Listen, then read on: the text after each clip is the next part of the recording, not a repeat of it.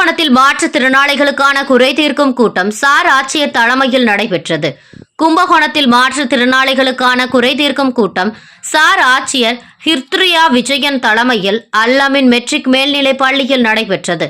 இதில் வட்ட வழங்க அலுவலர் அருள் பிரகாசம், சமூக பாதுகாப்பு திட்ட தனி வட்டாட்சியர்கள் சுசிலா சாந்தமீனா, அரசு மாவட்ட தலைமை மருத்துவமனை கண்காணிப்பாளர் கமருல் ஜாமன், ரயில்வே கோட்ட பொறுப்பாளர் மஞ்சு சந்திரன், கோட்டாட்சியரின் நேர்முக உதவியாளர் சரவணன், மாற்றுத்திறனாளி பாதுகாப்போர் நலசங்க மாநில செயலாளர் அன்புமணி, சுந்தர விமலநாதன் மற்றும் மாற்றுத்திறனாளிகள், அரசு அதிகாரிகள் உள்ளிட்ட ஏராளமானோர் கலந்து கொண்டனர்.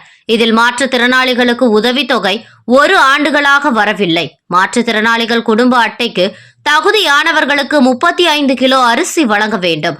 வீட்டுமனை கேட்டு கடந்த கூட்டத்தில் 150 பேருக்கு கொடுப்பதாக தெரிவித்தனர். இதுவரை வழங்கவில்லை. வீட்டுமனை பட்டா உடனே வழங்க நடவடிக்கை எடுக்க வேண்டும் என்றும் கேட்டுக்கொண்டனர்.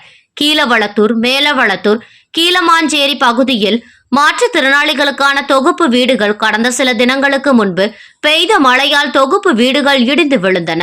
உடனே நடவடிக்கை எடுத்து உடனே புதிய வீடு கட்டித்தர வேண்டும் என்று கோரிக்கையை விடுக்கப்பட்டது. மாற்றுத்திறனாளிகள் இறப்பிற்கு ரூபாய் 17,000 இறுதி உதவித்தொகை ஓராண்டு காலமாக நிதி உதவித்தொகை வழங்கப்படவில்லை. உடனே வழங்க நடவடிக்கை எடுக்க வேண்டும். கலைஞர் கனவு இல்லத்தில் மாற்றுத்திறனாளிகளுக்கு 5% வீடுகள் ஒதுக்கீடு செய்யப்படுவதை தமிழக அரசு உறுதி செய்ய வேண்டும். அனைத்து அரசு அலுவலகங்களில் மாற்றுத்திறனாளிகள் எளிதில் அணுகக்கூடிய வகையில் சாய்தளம் வசதி அமைத்து தர வேண்டும் உள்ளிட்ட கோரிக்கைகளை வலியுறுத்தினார்கள்.